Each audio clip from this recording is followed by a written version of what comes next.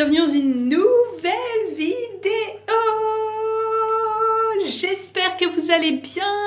Ça va très bien. Il est quelle heure? Quelle heure est-il les amis? À quelle heure commence ce vlog encore? 20h24, il est très tard, on est mercredi. Je vous prends parce que j'ai fait mes premiers jours de taf dans mon nouveau taf. Donc je travaille dans un coworking. J'ai commencé mardi. J'ai passé 2 trop bonnes journées, c'est trop bien. Sur une journée de 6 heures, j'ai réussi à faire aujourd'hui 4 heures de philo. J'ai pas de supérieur hiérarchique, je suis tranquille. Et enfin franchement c'est trop bien quoi. De tous les jobs alimentaires que j'ai fait, de tous les jobs en fait que j'ai fait, c'est quand même celui qui m'offre la meilleure condition pour réussir les concours. C'est vraiment une chance extraordinaire. Alors après on est que au début du job, il y a toujours des mauvaises surprises. Est-ce que vu que tout est filmé, un jour on va m'envoyer un message, on va me dire arrête de faire tes cours, va nettoyer le sol à la main, même si j'ai fait toutes mes tâches etc. On n'est pas à l'abri, mais en tout cas pour l'instant c'est vraiment une chance extraordinaire. Dommage que ça arrive à 4 mois du concours, il aurait fallu que ça commence il y a un an. Franchement je pensais à tous les jobs alimentaires que j'ai fait dans ma vie. J'ai tout fait sauf le fast food et sauf les pas de m'occuper des vieux. Voilà, des personnes âgées. Vraiment l'usine, le travail dans les champs, je travaille sur le marché, j'ai fait la poissonnerie l'été. Qu'est-ce que j'ai fait d'autre? J'ai fait le babysitting, j'ai travaillé sur une aire d'autoroute aussi. Vraiment tous les trucs bien aliénants là, bien difficiles, bien chiants, qui te dégoûtent bien du travail. Alors chacun avait un peu ses avantages. En général ce qui sauvait un petit peu, ce qui rendait le truc supportable, c'était l'ambiance. Enfin l'ambiance. Pas avec tout le monde, hein. T'avais toujours des gens qui te dégoûtaient du monde du travail. J'avais vraiment aussi des gens, des fois je suis tombée sur des gens mais franchement j'étais trop jeune pour les remettre à leur place, mais j'aurais tellement dû ouvrir ma gueule. Franchement des gens mais vraiment fondamentalement méchants, aigris, hypocrites, vilains. Et c'était vraiment des jobs horribles. Bon, il y avait toujours des avantages et des inconvénients, mais quand même globalement c'était lourd quoi. C'était vraiment très lourd et là croisons les doigts pourvu que ça reste comme ça, mais pour l'instant c'est une opportunité géniale. Je suis extrêmement contente. Et puis ça me fait vraiment un nouveau rythme de vie, quelque chose de nouveau, j'en avais vraiment totalement besoin. Alors est-ce que je m'emballe trop vite? J'ai un peu peur de parler trop vite et au final d'être dégoûtée dans 3 semaines. J'avais vraiment besoin de quelque chose de nouveau dans ma vie, j'avais vraiment besoin d'un changement et c'est arrivé. Des fois quand on commence quelque chose de nouveau, ça enclenche quand même un processus général de transformation, je sais pas, de changement de vie, enfin j'en sais rien, mais je dis peut-être un peu n'importe quoi là. Je me sens très heureuse, vraiment. Je sais que des fois j'ai des moments de... C'est le processus de la vie quoi, j'ai des moments de... Moi ma vie elle fait un peu comme ça quoi. Mais globalement, quand même sur une pente vraiment très ascendante. Et je me sens heureuse, reconnaissante, je me sens fière de moi. Avec, il y a toujours des moments difficiles, j'ai toujours ma peine de cœur en arrière-fond qui assombrit un peu le tableau. Mais hormis ça, je peux pas nier que tout le reste est vraiment très bien quoi. Le seul point noir c'est ma vie sentimentale et le fait que j'ai encore le cœur brisé et que ça va durer un moment. Tout le reste est formidable. Merci la vie!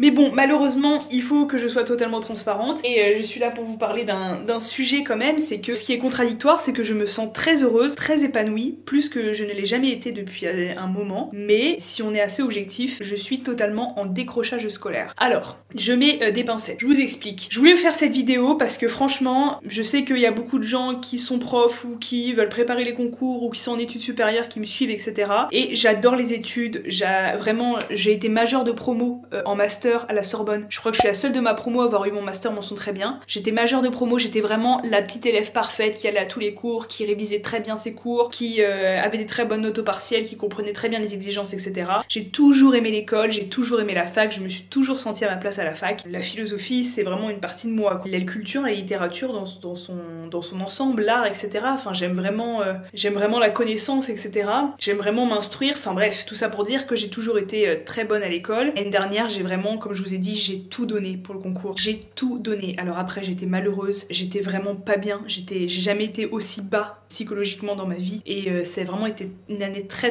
difficile, mais j'ai vraiment tout donné, enfin tout ce que j'étais en mesure de donner en tout cas. J'ai quand même énormément travaillé, je pense que tous les gens qui me connaissent peuvent reconnaître que sur cette année-là, j'ai pas fait semblant. Et cette année, bah il faut avouer que là j'en peux plus en fait. Je fais cette vidéo pour être tout à fait honnête, je n'en peux plus. Je suis fatiguée des études, j'en ai marre, j'ai envie d'avoir un job, j'ai envie d'avoir des horaires, j'ai envie de pragmaticité, j'ai envie de faire des choses concrètes, j'ai envie de transmettre, je ne suis plus capable d'aller en cours et de rester assise pendant 2 heures à écouter quelqu'un. Ça suffit en fait, ça fait 8 ans que je suis en études supérieures. Voilà, en fait je considère que j'ai reçu ce que j'avais à recevoir. Il y a toujours des cours que je trouve très intéressants, etc. Mais je suis même plus capable de rester assise dans un amphi 2 heures en fait. J'en ai marre à écouter quelqu'un. J'en ai marre marre. Vraiment, je pensais pas dire ça un jour de ma vie, mais j'en ai ma claque. J'ai envie que ce soit moi qui transmette, j'ai envie que ce soit moi sur le devant de la scène, j'ai envie que ce soit moi qui produise. 8 ans, pour moi c'est trop en fait. Je m'accroche au petit fil jusqu'au concours, mais en fait des fois je me lève et je suis à deux doigts de me dire c'est bon, je vais sur LinkedIn et je tape les offres d'emploi qui correspondraient à peu près à ce qui pourrait me plaire dans la vie. Je sais pas ce qui me pourrait plaire, mais je suis vraiment à deux doigts d'arrêter. En tout cas, je vais pas lâcher le morceau, il me reste 4 mois, moins de 4 mois jusqu'au concours, je vais tout donner. C'est très dur, j'en ai vraiment marre, j'ai vraiment envie de passer à autre chose dans ma vie, mais là il me reste 4 mois jusqu'au concours, je vais tout donner. Et pour cela, pour éviter le décrochage total, j'ai conçu un plan d'action pour tenir les 4 prochains mois jusqu'au concours avec des objectifs raisonnables, des objectifs que je peux atteindre sans me pourrir la vie, des choses qui sont abordables, accessibles à ma capacité de travail et qui vont me permettre normalement, enfin je pense si je m'y tiens, de travailler sans totalement péter les plombs.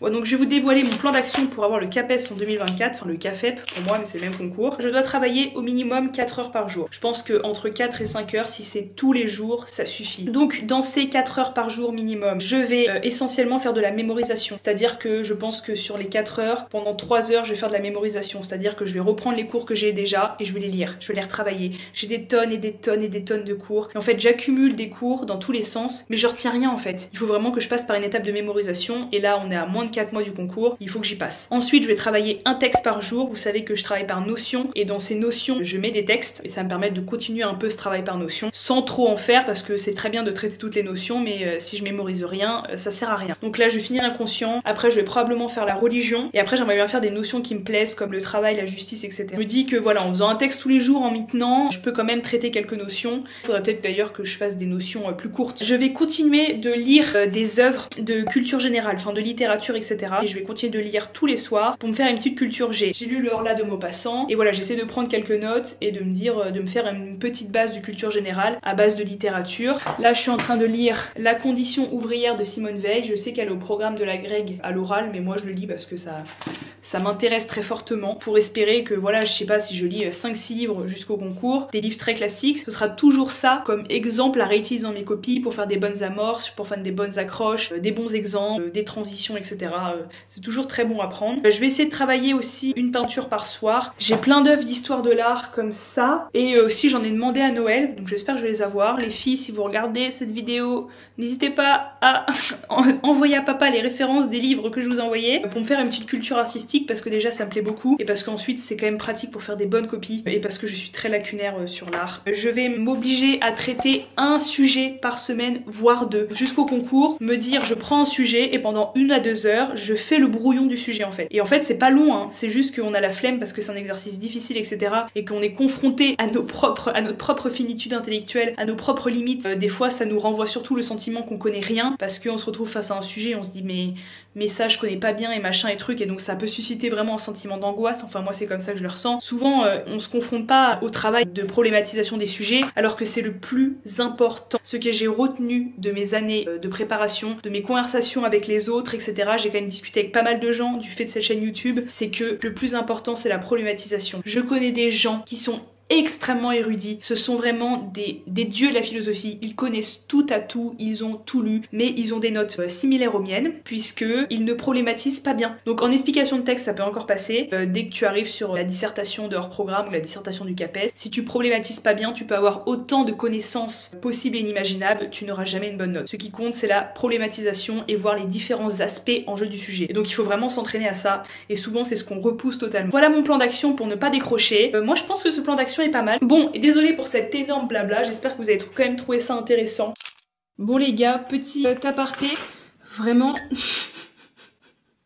Je vous jure que si un jour je rencontre un homme, je lui donne juste mon WhatsApp sans prénom, sans nom de famille. Genre peut-être juste le prénom, pas de nom de famille, rien, le mec ne me retrouvera nulle part. Parce que je lui donne pas mon Insta ni mon YouTube. Oh là là, pas mon Insta parce qu'il va me retrouver sur YouTube et il va me voir avec cette gueule et après j'aurai plus aucune chance. Un bon thé.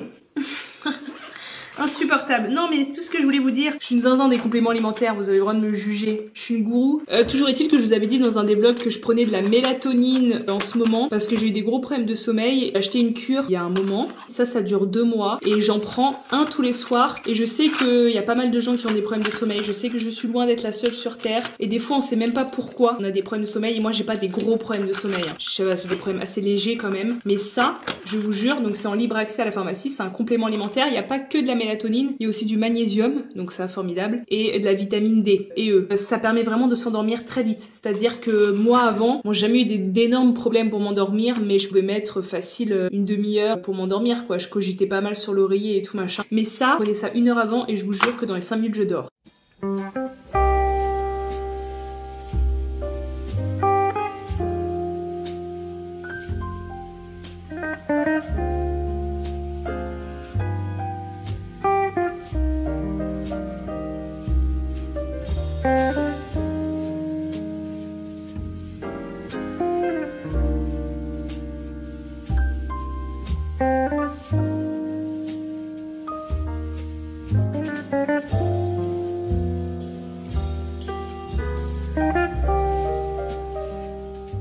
Il est quelle heure?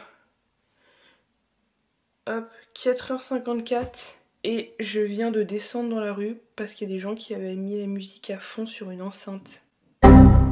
Sans rire. Donc je suis descendue et donc des personnes complètement bourrées qui sont gentiment parties mais qui étaient complètement éclatées. Bref, c'est pas grave, on fait un événement de la vie comme un autre, mais voilà, ça c'est Paris en fait. Voilà, si vous avez envie de vivre à Paris, je vous mets la vraie réalité, hein. J'adore Paris mais je vous mets la réalité.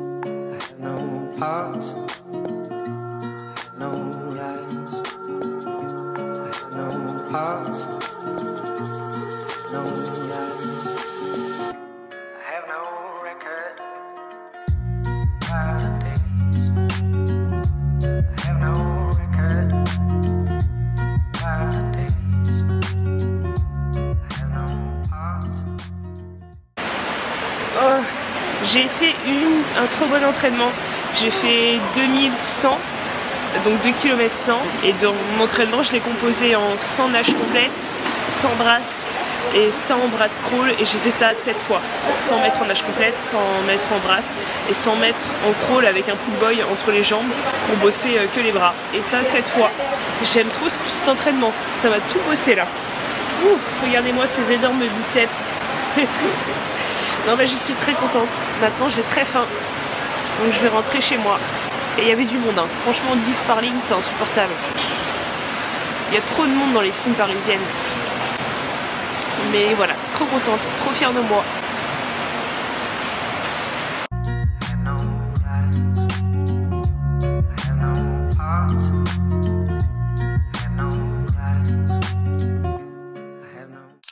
Il est 14h39, j'ai un peu forcé là, il est tard. J'ai été à la piscine à pied, je suis rentrée à pied, ce qui fait que ça prend un peu de temps. Je suis en train d'écouter le podcast de ma copine Siloé. Enfin ma copine, une de mes meilleures amies. Elle a sorti son podcast, alors c'est un podcast de littérature. Siloé est une très grande fan de livres dans son ensemble, c'est-à-dire tout genre confondu contrairement à moi. Elle est très curieuse et son rêve c'est de devenir libraire. D'ailleurs elle va devenir libraire, absolument, d'avoir sa librairie. Et donc elle a sorti son podcast où elle parle d'œuvres qu'elle a lues et c'est super intéressant, c'est très bien fait. Pourtant je suis pas une immense lectrice mais c'est vraiment très bien fait. Franchement n'hésitez pas à aller voir son podcast, c'est une des personnes les plus brillantes que je connaisse et le podcast est très agréable à écouter. Bon, j'ai été faire des courses quand même dans cette histoire. J'ai toujours pas mangé, donc autant vous dire que 13 000 pas plus 2 km de piscine, là je suis en dalle, hein, comme on dit. Je vais me faire des wraps, donc les wraps, il faut les wraps, voilà. Des tomates qui sont dans mon frigo, de la salade. Ah ça c'est mon dessert préféré du monde. J'en mange presque tous les jours. Je suis à la boulangerie tous les jours. C'est les madeleines nappées chocolat. Ah là là. La boulangerie, ils savent déjà ce que je veux direct dès que j'arrive. C'est mon dessert. Il y a que eux qui font ça trop bien. C'est la boulangerie à côté de chez moi. Il faut aussi de l'emmental râpé dans mes wraps. Il faut tartiner le wrap de Saint-Boré. Et vous mettez votre salade, vos tomates, votre emmental, et moi je les fais à l'avocat. J'espère qu'ils sont assez mûrs, mais des fois je les fais aussi au saumon fumé. Si moi je vous donne des conseils cuisine, rassurez-vous, c'est que c'est extrêmement simple hein. Vu mes lacunes culinaires, c'est vraiment que c'est extrêmement simple. Et pourquoi c'est important de cuisiner? Je trouve ça super drôle. Soit en étant avec une champignon, épinards, tomates cerises. Facile. Je me suis dit je fais pas du tout de bruit.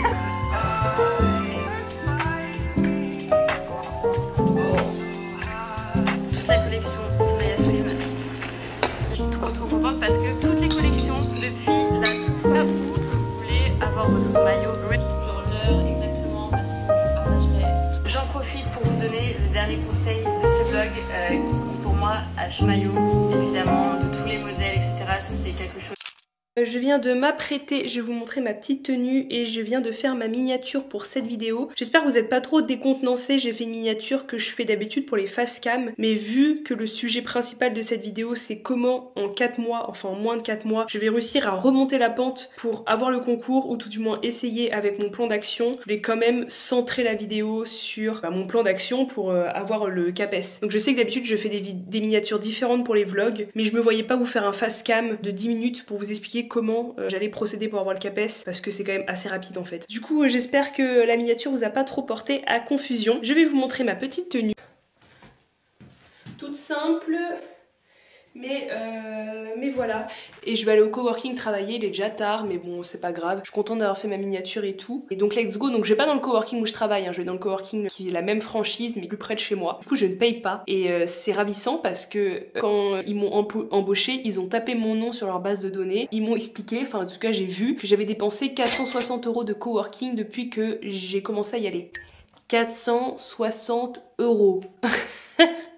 Donc là je vais pas payer, je ne paierai plus depuis que je travaille chez eux. Ah oui, et je vais vous dire ce que je vais faire en ce moment, je bosse des cours sur Ops que j'ai eu en master. Ils sont vraiment très intéressants donc je bosse des cours sur Ops, je continue d'assimiler ça. Bon, allez, assez blablaté. On y va. Ce soir dans un taxi, par une dispute sans queue ni tête, la buée et la pluie se reflètent dans tes yeux fâchés. Si tu disparais de moi, mon cœur se sera vidé, il me glissera des mots. Oh tu vois tu m'as bien changé, l'attente de tes appels me fait réaliser que je serai plus jamais la même. Depuis que je t'ai, on en reparlera demain. Bon les amis, je viens de rentrer du coworking. Il n'y avait pas mon crush. Il n'y a pas mon crush au coworking. Petite anecdote, il y a des mois maintenant, hein, ça fait vraiment des mois. Il y a un mec, franchement j'avais vu, il avait un dos bien musclé là, des gros bras et tout. J'ai vu, je me suis dit ça c'est pour moi ça.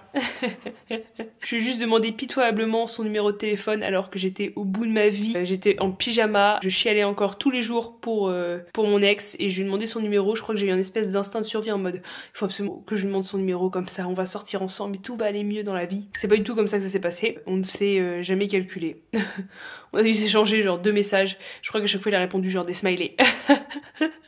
Mais du coup ce qui est très gênant c'est qu'à chaque fois on se voit au coworking, enfin à chaque fois il y va le soir. Là il était pas là, et à chaque fois en même temps franchement ça donne pas envie hein. J'y vais avec une gueule à faire peur quoi, j'y vais en pyjama, j'y vais avec ma pire tête du soir. Mais en tout cas il me suit toujours sur Insta mais aucun signe de vie, à part le bonjour au coworking, quelques mots échangés. Et si un jour en vrai il m'a vu pleurer dans la rue, il avait été hyper gentil avec moi. Mais il m'avait offert une tablette de chocolat entre temps. En tout cas bel homme avec belle carrure et ça, ça j'aime bien.